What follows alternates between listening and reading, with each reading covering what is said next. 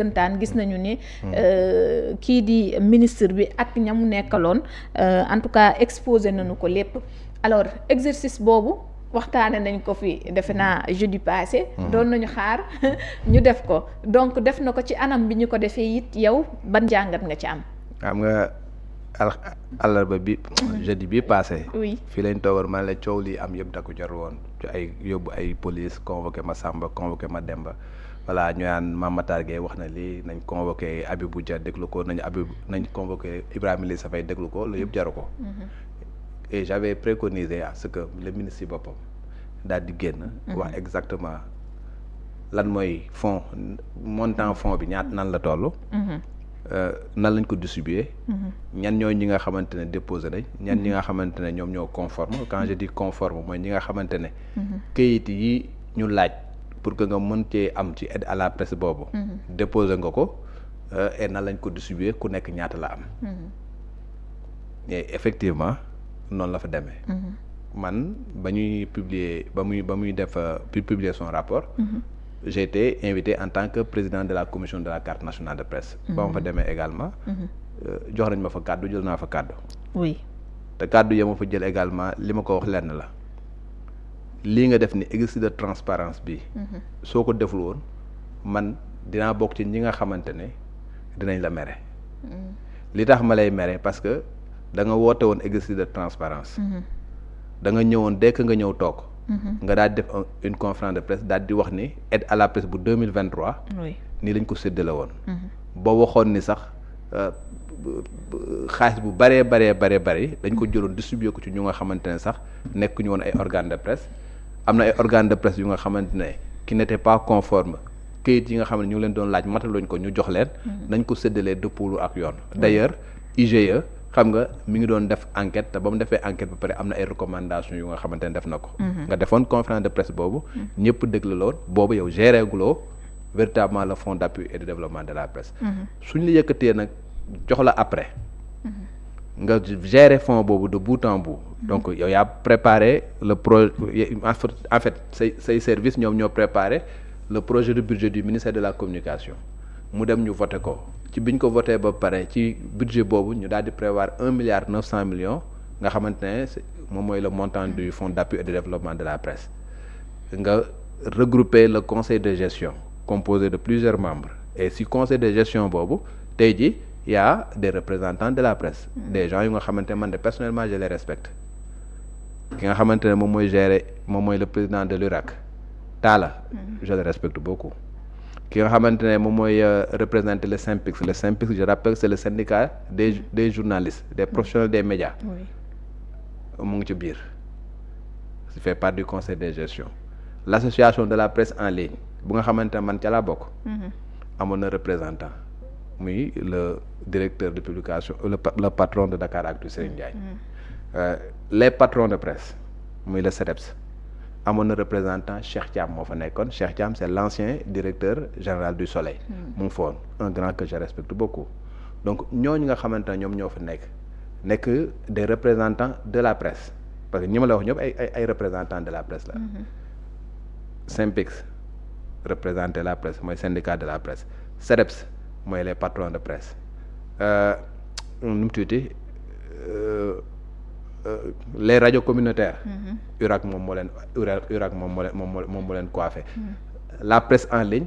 l'association la plus représentative c'est Appel oui. mooy l'association bi Ibrahima Lissa Faye di diriger voilà mu am ñu nga xamante ne ci lañ bokk te tey les organes de presse en ligne les plus représentatifs ci lañ bokk Seneweb ci la bokk Leral ci la bokk Sénégo ci la bokk Presse Afrique ci la bokk Dakaractu ci la bokk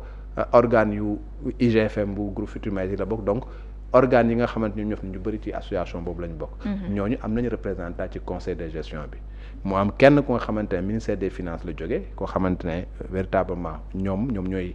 génn xaalis bi et ñoom ñooy xool l'utilisation des fonds comment ça se fait et eux également ñoom ñoo am boo xoolee même le décret d'application dañu wax ni la tutelle financière c'est le ministère des finances la tutelle technique c'est le ministère de la communication donc même bu fekkee ne la tutelle technique dem na ba nga xamante ne ñëw na tout le processus mu géré ko muy le ministère de la communication bu ñu demee ba war a débloquer ay xaalis c'est le ministère des finances qui débloque et qui doit veiller à la régularité véritablement des fonds qui sont décaissés et veiller également ci fan destination bi ñu ko war a joxe consort et loolu nag man je considère que man bokkuma conseil de gestion nous sommes bénéficiaires nous commission carte nationale de presse nous sommes bénéficiaires parce que le code de la presse moom moo wax ni le budget de fonctionnement bu commission de la carte nationale de presse ak CORED ak l'APS un montant bu nga xam dañ ko koy jox loolu noonu ça vient du fonds d'appui et de développement écrit noir sur blanc loolu moo tax ñun commission de la carte nationale nous sommes des bénéficiaires nous ne sommes pas membres du conseil de gestion le CORED n'est pas membre du conseil de gestion voilà CESTI également n'est pas membre du conseil de gestion parce que CESTI day jot benn fonds bu nga xam c'est dans le cadre de la formation des journalistes et techniciens des médias donc loolu mooy li nga xamante moom moo am maintenant ñoom ba ñu ñëwee dañ ne le conseil de gestion dañ ne ñoom ñooy organe bi nga xamante ne moom mooy le seul habilité à procéder véritablement à la distribution de l'aide à la presse. D'accord. Je rappelle que le fonds d'appui et de développement de la presse est prévu par le code de la presse le code de la presse bi ñu voté en 2017 code de la presse boobu moom moo prévoir la commission de la carte nationale de presse code de la presse moom moo prévoir le fonds d'appui et de développement de la presse daal di wax également règles de fonctionnement bi et prévoir des décrets d'application xam nga et le fonds d'appui et de développement de la presse c'est un décret d'application il y a un décret bi nga xamante ne signé par le président Macky Sall pour expliquer réellement conseil de gestion bi ñan ñoo koy composé nan la ñuy liggéeyee ak nan la ñuy distribuer le montant bi nga xamante ne moom moo constitué l'aide à la presse ak ñan ñooy ñi nga xamante ne ñoom ñooy véritablement les bénéficiaires de l'aide à la presse loolu c'est le décret d'application portant fonds d'appui et de développement de la presse mais décret boobu dafa am beneen décret bu mu àndal mooy le décret portant statut et avantages des entreprises de presse et décret boobu nag moom moo lay wax ne pour que nga mën a nekk une entreprise de presse bu mën a bénéficier de l'accompagnement de l'aide xam et du financement de l'État il faut que nga sàmmonte ak lii ak lii ak lii ak léeg loolu mooy critères yi ñuy wax. D'accord. Il faut que nga nekk une société de droit sénégalais il faut que la société xam nga actionnariat bi leer. il faut que nga am nombre d'employés yu nga xamante ne da nga leen di am. yoo xam da nga leen di recruter da nga leen di signer CDI. da nga leen di enregistrer au niveau de la caisse de sécurité sociale da nga leen di joxel IPRES. da nga leen di da nga leen di verser en tout cas tout ce qui est allocation familiale en tout cas lépp lu nga xam allocation sociale da nga leen koy joxal. nga am un siège fonctionnel. xam nga am un compte bancaire au nom de la société. xam nga et puis ngay def une production continue. bu nga xamante ne dañ cee def donc c'est des critères yu nga xamante ne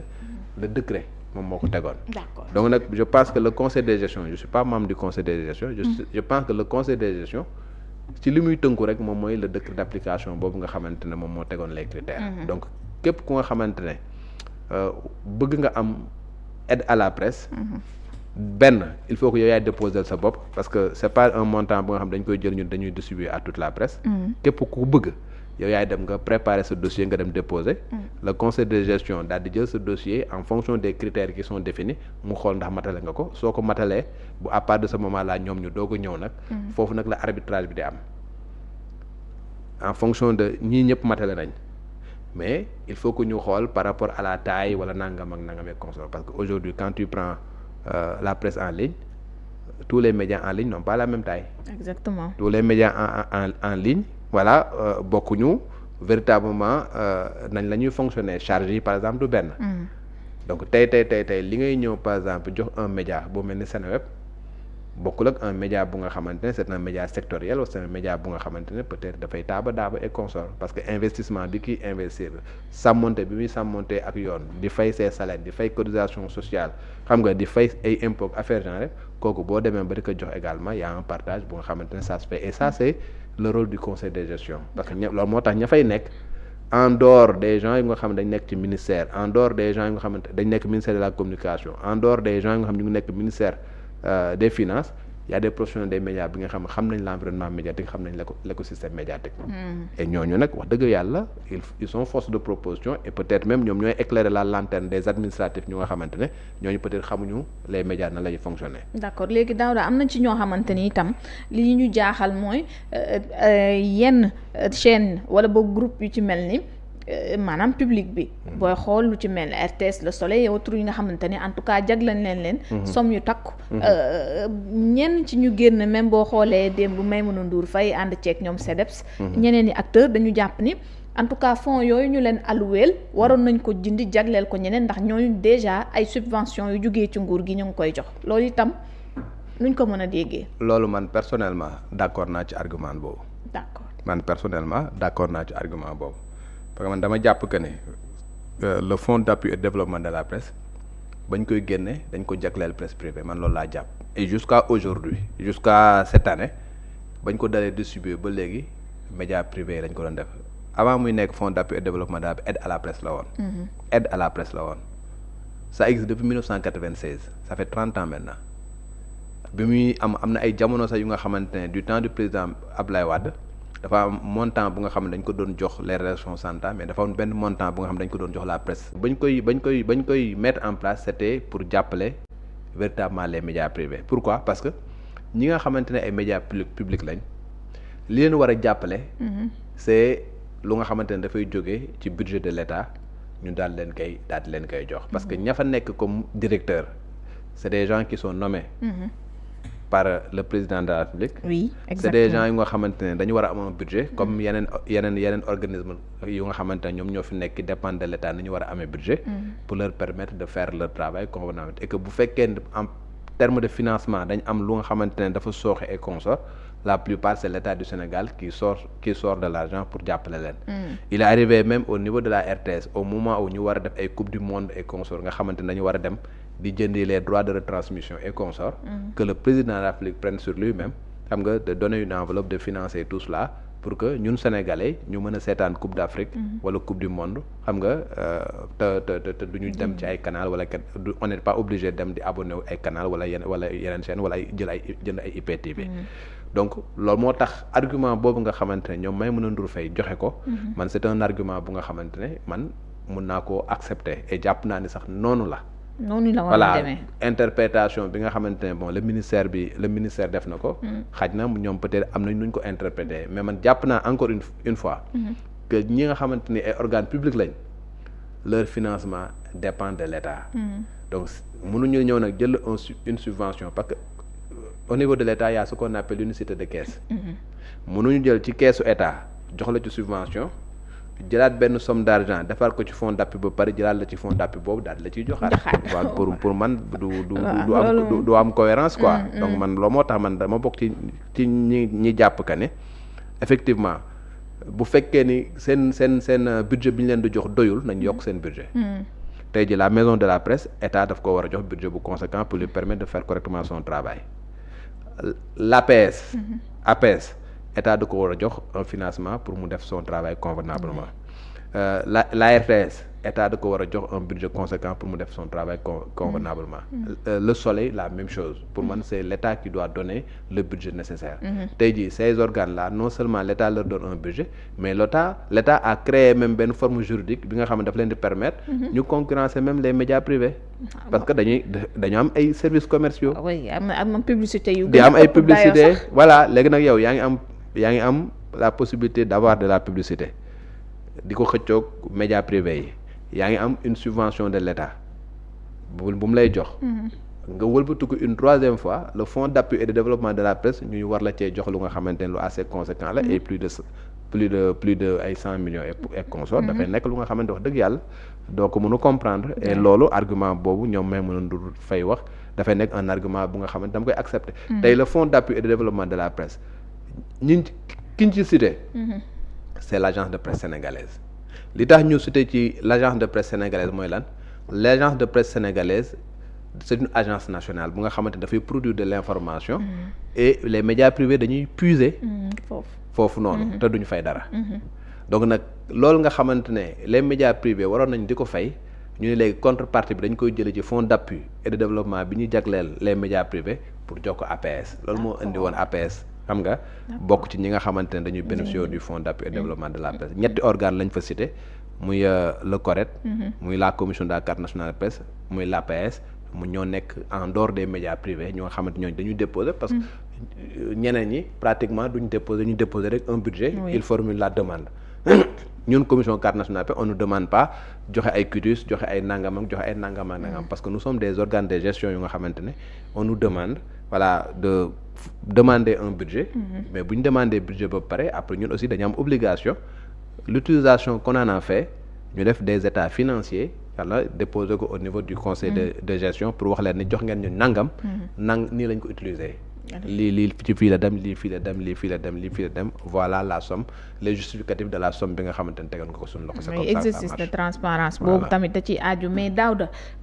transparence la ñu wax mais transparence bu jur coow. parce que ñu ñëw ci ñi nga xamante ni dañu leen a écarté parce que boo xoolee ku ci mel ni 7TV ju ñu ñaa ko jotuñu ku ci mel ni GFM ci ñu gën a fës ci ñu groupe GFM